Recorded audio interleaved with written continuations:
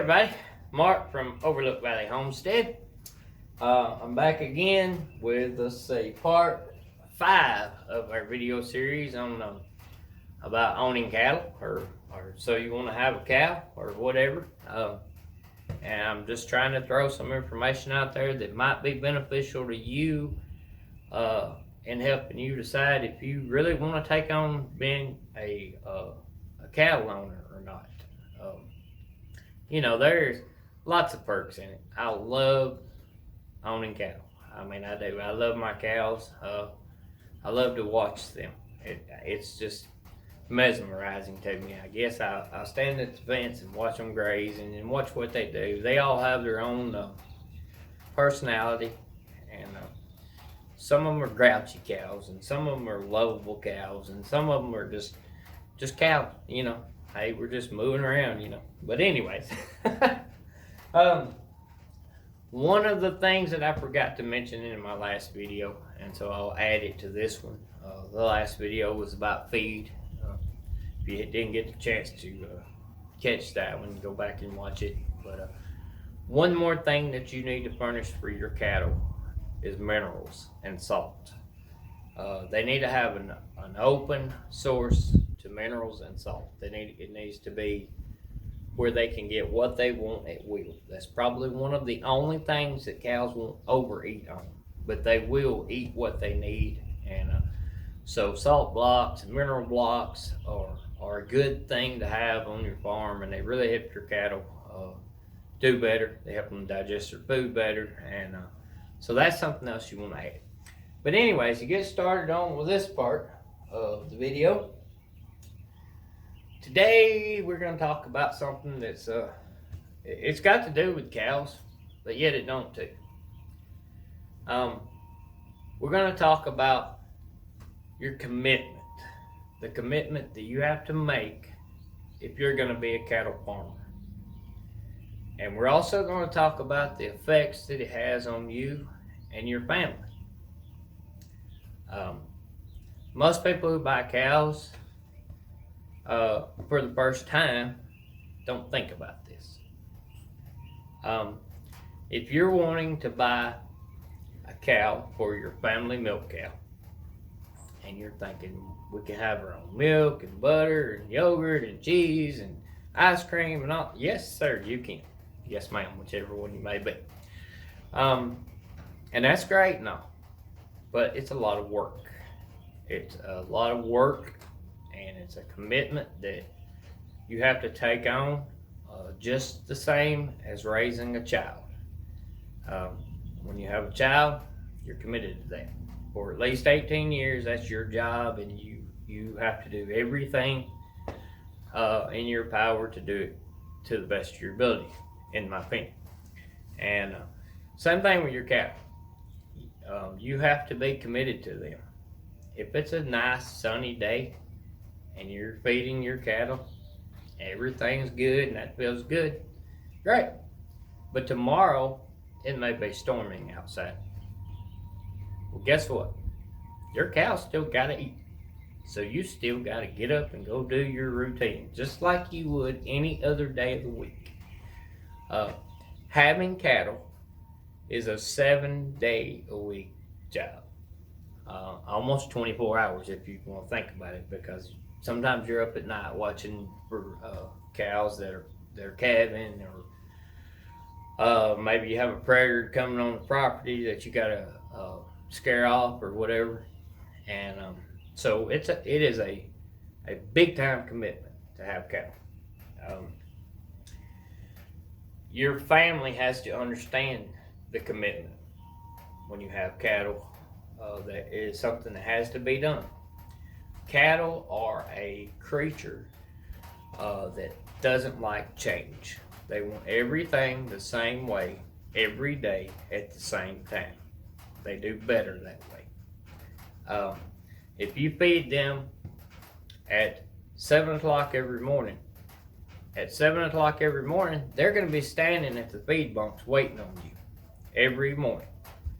If you come out here at 6:30, they may not be there yet, but they're making their way there. If you watch your cattle, or have watched people's cattle on the farm, They follow the same routine every day.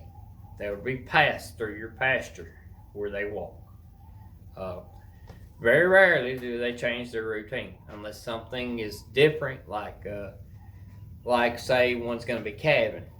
It will pull off the routine and go somewhere by itself sometimes. That's to be expected when cattle calve.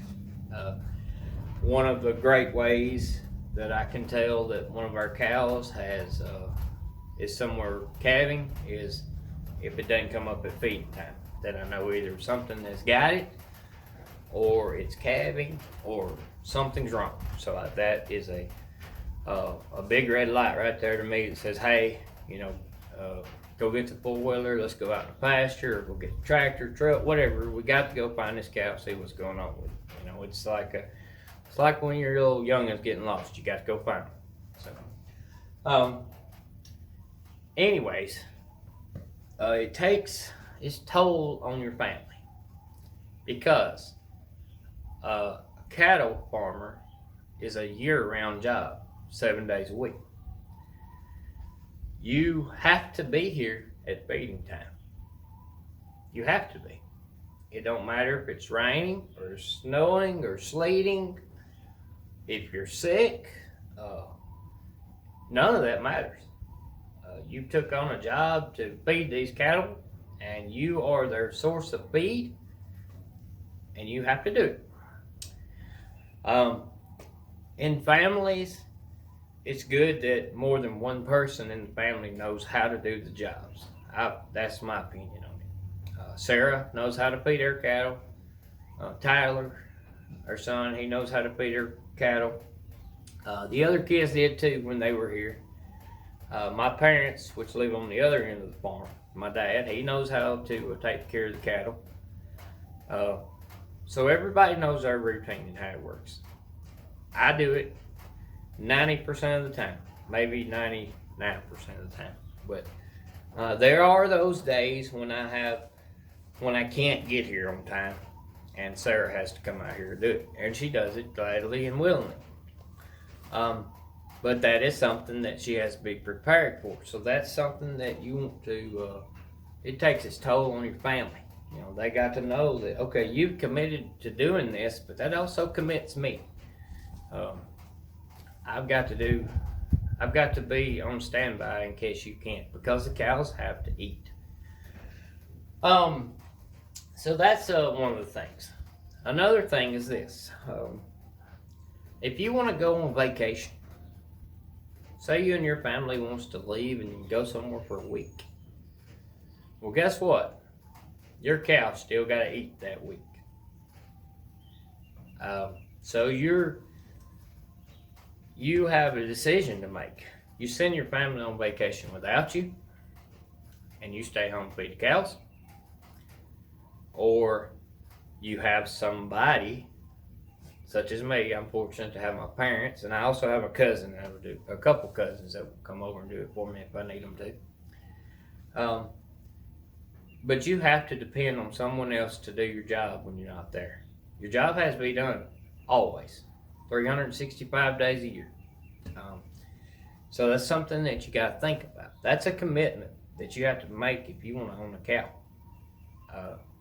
Say you're out somewhere. Say you feed your cattle in the evening. Maybe 5 o'clock in the evening. And that's the routine that you're on. And maybe you're at a friend's house and you're having a cookout and things are going good and y'all are having fun and good time, good socializing, and you look up and it's 4:30. Well, guess what?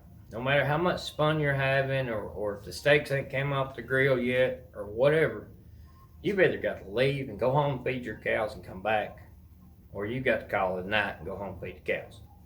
Me, personally, I feed my cows at 7 o'clock in the morning, every morning. My cows get fed once a day. Some people feed their cows twice a day. That's on you, however you want to do it. As long as they get the right amount of feed per cow. That's what they have to have every day. My cows are okay with that, with that routine of being fed at 7 o'clock in the morning. They don't have any problem When I pull up, they're standing out here ready to be be fed. So, you know, I do that, and then they go on about their day and they do what they're gonna do, and I go on about mine and do what I'm gonna do. That works well for me. That keeps me from having to worry about anything in the evenings. If we were doing something, say we were at the grocery store, we were out shopping, or whatever we're doing, you know. But that is something that you really, really need to put some thought into. You know, if you're somebody that lives in an area and you don't have any family at all around, you might want to consider talking to a friend that you have before you go off and purchase cattle. Because the only other option when you have cattle, if you want to say take a week vacation, is before you take that vacation, is load your cattle up in your trailer and take them to the auction and sell them. Because somebody's got to feed those cattle. If they don't get fed, they die.